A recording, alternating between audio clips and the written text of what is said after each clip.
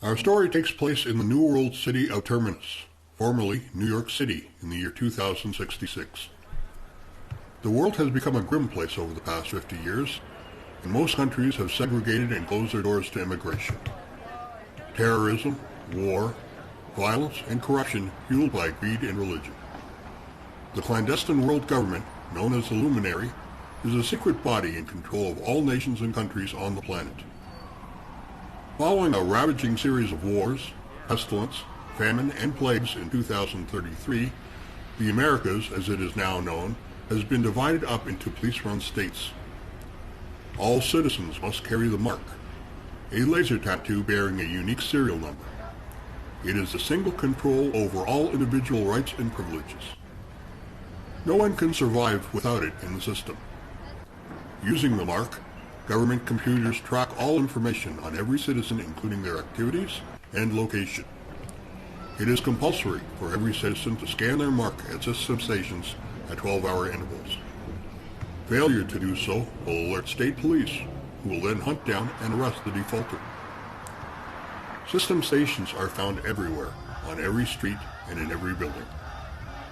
Computers in the Ministry of Welfare control point status accounts on each citizen. People's Points, or PP, have replaced coins, paper money, and credit cards. You own one identity card only. All worth, status, and personal history is linked to these files in various ministries. Giant government computers store the overall system status of each individual.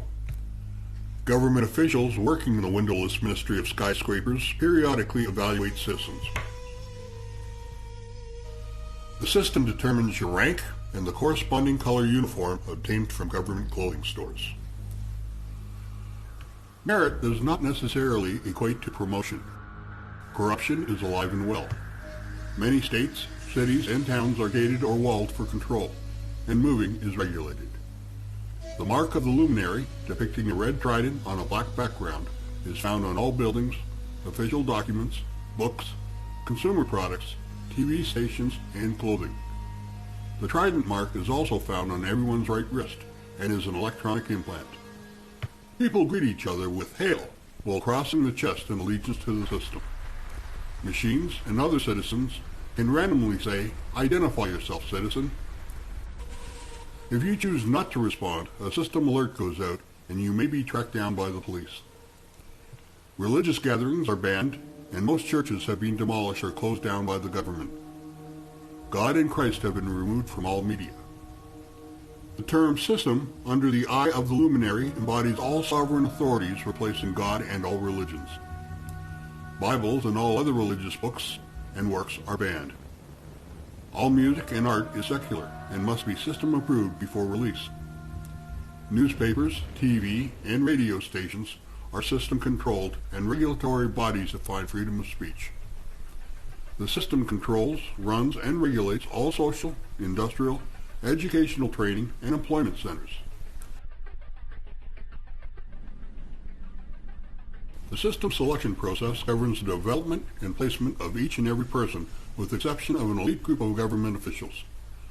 The system, as a clandestine secular dictatorship, evolved from a secret body of former powerful corporate leaders, politicians, cults, antichrists, and ruthless pagan organizations.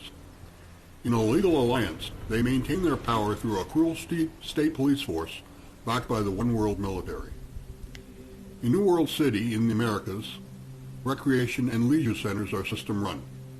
Police squads and gangs roam the city streets day and night in an overpopulated, polluted, dark megalopolis that grinds on 24/7 without cessation. Drugs, prostitution, crime, and violence go unchecked and are allowed, perpetrated, and controlled by the system. Life is organized chaos.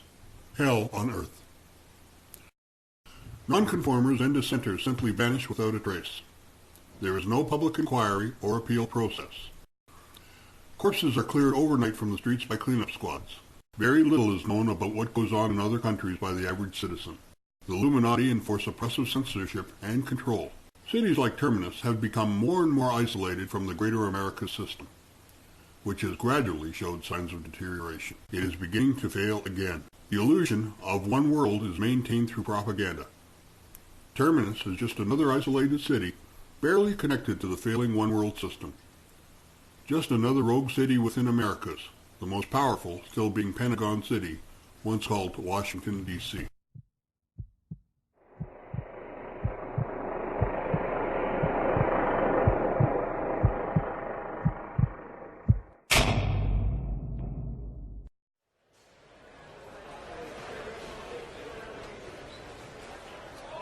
We are in the Luminary Council Chamber on the 133rd floor at the very top of the New World Tower 1 in Terminus, approximately half a mile above the city.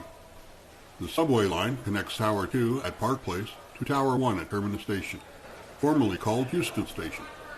Interim stations maintain their original names of Park Place, Chambers, Franklin, and Canal. There are 4 priests of the Luminary, each sitting on high chairs semicircling a throne-like podium.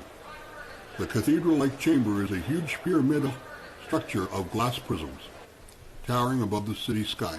The high priest of the Luminary sits on the highest center podium with his back to the semicircular arena of seats, while the 4 thrones face him and the arena seats. The gowns of the 5 each display a red NWO emblem.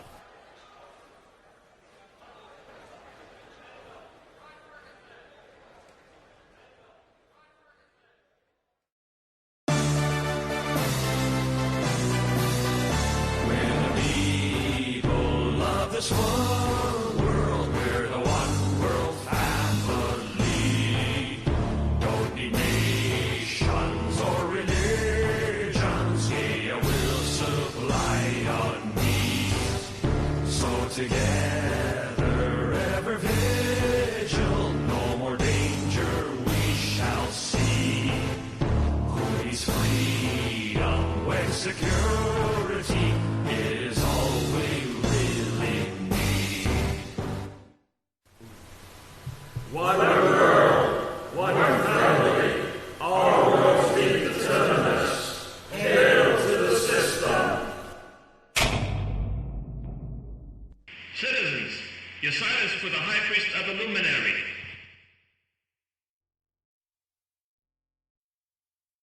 The Council and System Intelligence have identified a serious threat to the well-being of Terminus. Outworld believers have once again managed to build a substantial religious underground network. This is undermining the very fabric of the system.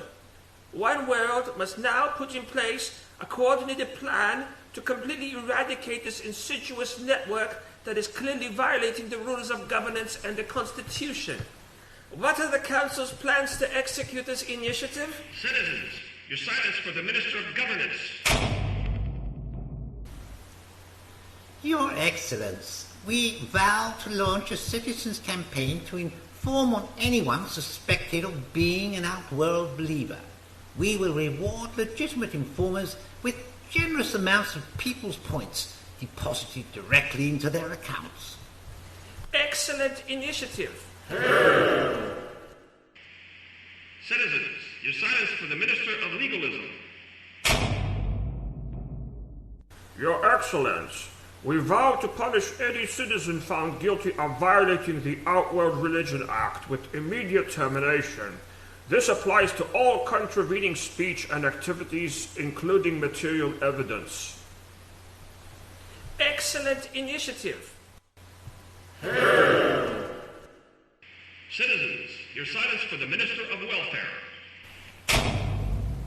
Your Excellence, we vow to incorporate new training initiatives in our education system and workplaces to erase and purge from our collective memory every religious belief and replace them with rules of the system and one world constitutional pocket manuals. Excellent initiative. Citizens, your silence for the Minister of Security. Your Excellence, I personally vow to hunt down and bring to justice all Outworld believers. I will infiltrate and purge their religious networks of leaders and members with all of the authority granted to me by the system. None will be spared. Excellent initiative. I, being the Supreme High Priest of the Luminary, hereby seal these initiatives in the name of one world and the system. Let the walls of the Luminary commence enclosure. The 4 blindfolded priests are led from their high seats and are lined up facing the arena. The music begins for the Dance of the Luminary. As the music dies, a massive cheer goes up as they salute and bow to the High Priest and then salute the applauding crowd. The High Priest's throne slowly lowers into the podium with a final flash of thunder and mist.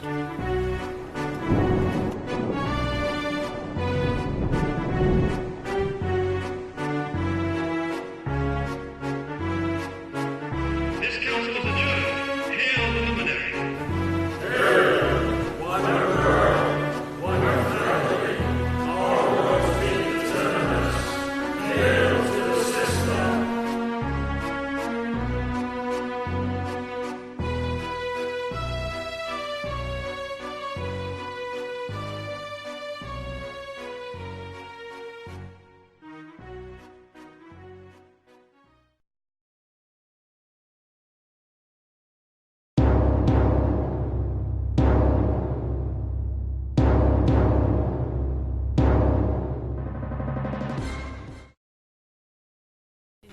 The scene opens on the observation deck of the New World Tower 2 in Park Place, a suburb of Terminus.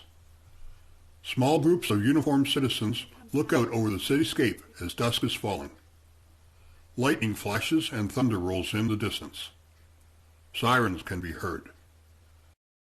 There is a violinist playing and another entertainer is amusing a small crowd with magic tricks and juggling. They clap and laugh. Police in black are always present. A recorded voice over the PA welcomes citizens.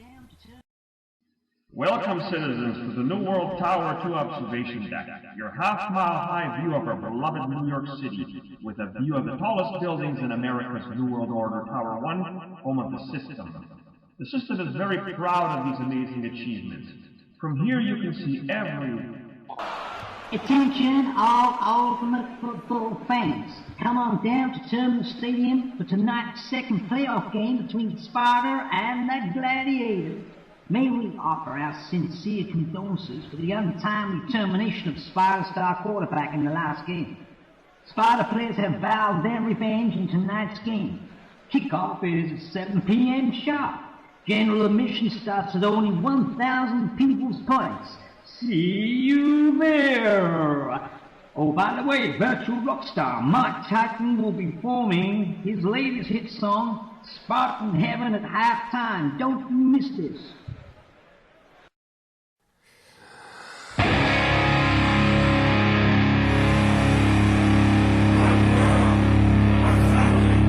All roads lead to Terminus. Hail to the system.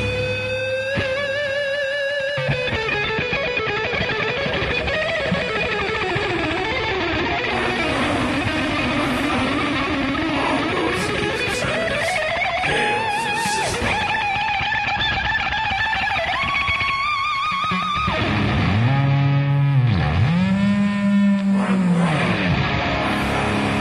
All roads lead to Terminus. Hail to the system.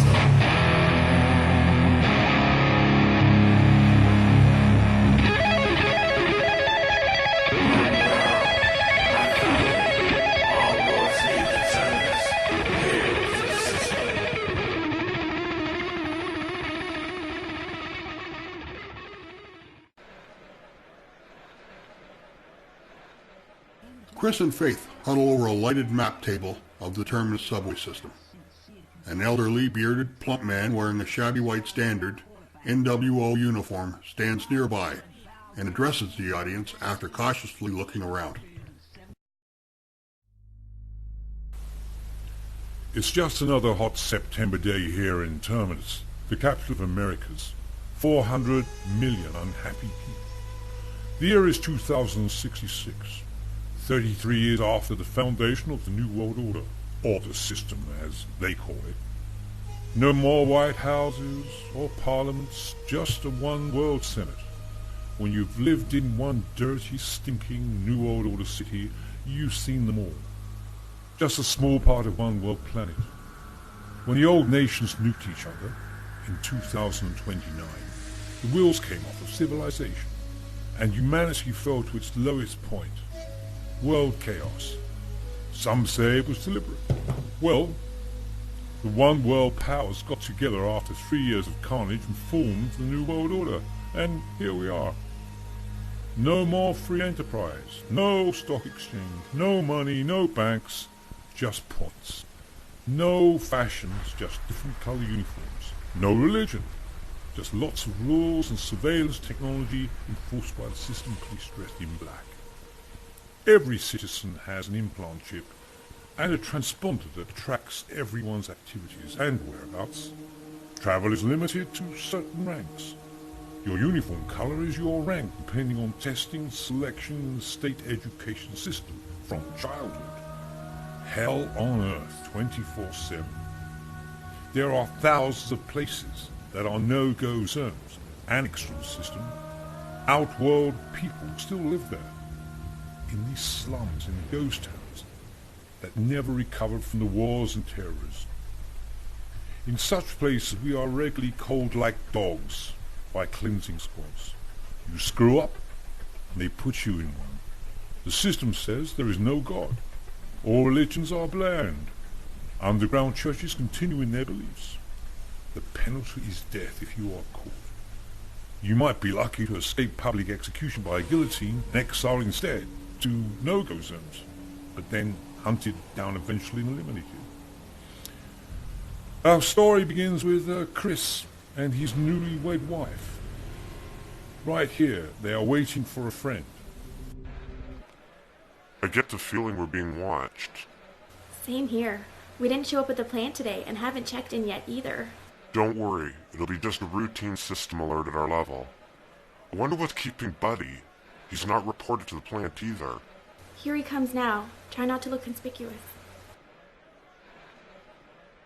Buddy spots them and casually walks over, pretending to look at the map. He places a book on the map stand and whispers while averting eye contact. Bad news. The police raided our meeting last night, arrested Emily and a bunch of others. I managed to escape. That's why I called you here. Look, they'll be looking for you now, guys, sure. Oh God, my mother. It's true. Sorry, man, there was nothing I could do. They just busted into the meeting, a tip-off. Look, I have the book you needed with the Escape to Zion plan in it. I managed to take it during the bust. Our Pastor Zach brought it for you guys. Many believers have used this, and some of them are said to have reached New Zion in the Outlands.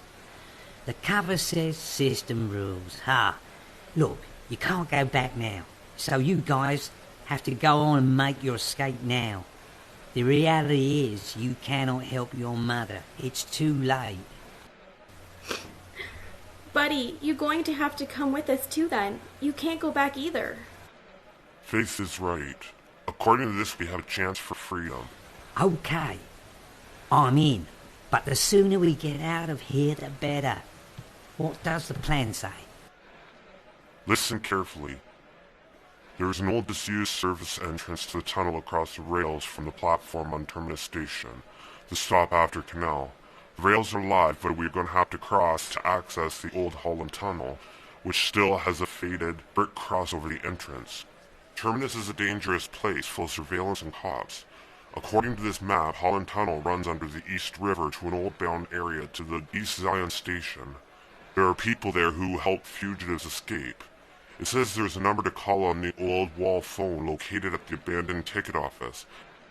Number begins with 896. Call and they will help you. We can go over this in more detail later, but first we must each leave here separately before they find us. Make your own way down to the Gotham station. The main station is directly under this part of the tower. Take any one of the elevators on level 131, which will take you directly down to Park Place Station.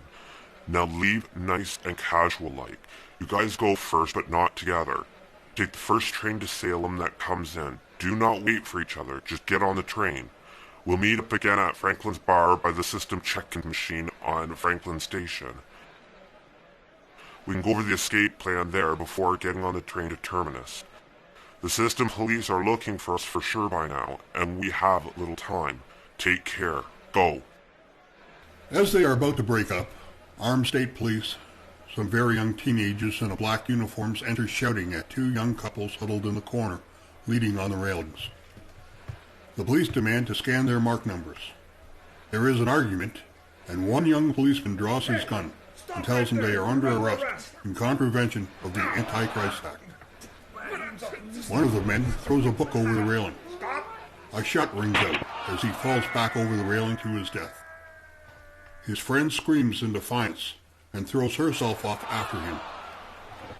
The second woman, Lola, slips away as the other man in the group struggles with the police and is thrown from the tower to his death. In the commotion, Faith and Buddy slip slowly away to the elevators. Chris puts the book in his jacket, turns and looks back at the ruckus for a brief moment as he pulls up his collar. Jesus. They probably thought those people were us. Chris heads to the elevators. As he enters the elevator, other citizens get in and the doors close. Most people look at the floor to avert eye contact, which is the safe thing to do if you want to stay out of trouble in the system. A young guy in a gray uniform has been staring at Chris and addresses him. Hey, man. Don't I know you from the lactose laboratory at the food canning plant? No, you must be mistaking me for someone else. Has to be you, man. Chris, isn't it? Like I just said, man, you're mistaken. My name's Peter. Chris gives him the system salute and leaves. Guy continues to follow Chris through the crowd and on to the station. He loses track of Chris in the crowd, stops and goes to the system alert wall phone and makes a call. Hello, police. I wish to report a fugitive from the food canning plant. Yeah, I believe he works in the lactose laboratory.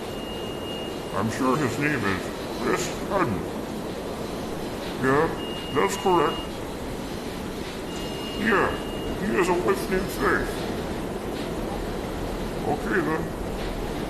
He's actually waiting for the Franklin train on Park Place Station as we speak. What? My mark number is 12399. If it is he, I believe I am eligible for People Fighter system points. 10,000? That's great. Thank you. Yes, I will do my best to delay him. Bye for now. Chris has already made his way to the Salem line and decides to switch off the system transponder, as an alert would already be out on him. As he arrives, a train is just departing. He spots Faith and Buddy pressed against the window of the lost car. They see Chris, but do not acknowledge him. The train rapidly pulls in. Chris suddenly finds himself standing next to a nervous young woman. He recognizes her as one of the four who the police tried to arrest at the tower lookout. Are you okay? Look, I saw what happened to your friends on the lookout. I'm a Christian running from the system myself. I can help you if you want. Trust me. What's your name? Lola, I have nothing to live for now. Please, leave me alone. Suddenly, there is a shouting and shoving as a assistant police squad pushes through the crowd. A train is arriving, and Lola breaks free. Chris pushes forward towards the train and just manages to squeeze through the closing doors. The doors close and the train begins to pull out. Damon, the squad leader, spots Lola and yells out, "There she is! Arrest her! She's one of them!" They pursue Lola to the edge of the platform and she falls onto the track. There are screams and electrical flashing sounds are heard. Evans, who has been following Chris all the time, stands watching from a distance. Evans locks eyes for a brief moment with Damon. They have a connection somewhere, and Damon averts his gaze and pulls out a phone. Yeah, hello, this is Damon. Got another one in the group that used to meet in Tower 2. She just jumped on a line here. One less fugitive to eliminate. Ha ha ha! Send a cleanup crew to Gotham Station. Oh, by the way, Chris Haddon is on the next train to Terminus, the last stop. He has to get off there. Another one falls for the tunnel escape to East Zion Station. The tunnel police will pick them off like sitting ducks. Set things up, will you, at that end? We'll be there soon. Oh, by the way, we're also looking for Faith Haddon and her friend who escaped from the bus last night. I'm going to break the whole damn gang in the underground church system there before they can do any more damage. Damon ends the call and gestures to the squad to leave the scene. He looks back one more time at Evans and grins.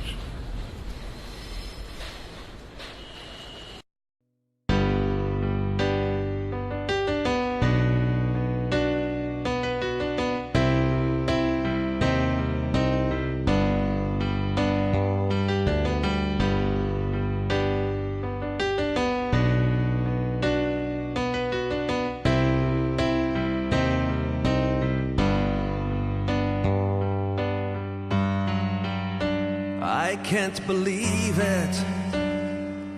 We've come this far and yet we turn back. Have you deceived me? Sometimes I feel I'm under attack. All the promises of peace and of hope, yet I feel we're running out of rope. We are one world, one family. That's what you promised us. One world, one tragedy. How you've betrayed our trust. I can believe it, that obstacles can be overcome. Will you receive it? Will you stand and fight, or will you run? All that history has taught us so far, yet we choose to live this way and do so much wrong. We are one world, one family. That's what you promised us. One world, one tragedy. How you betrayed our trust.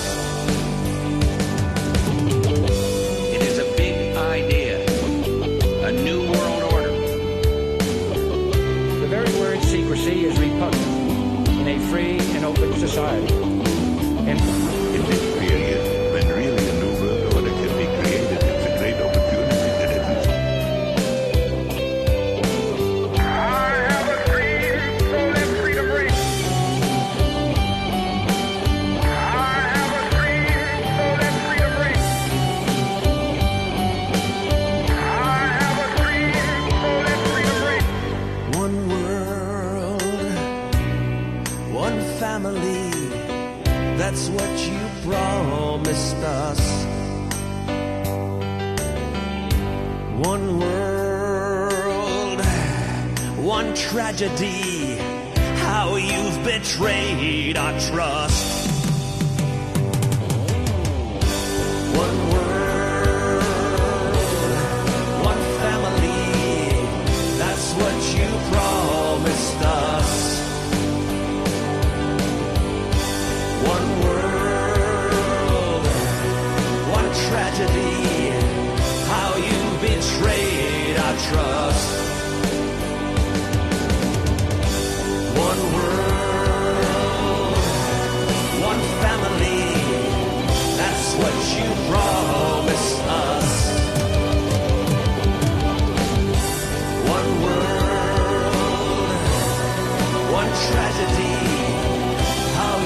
betrayal.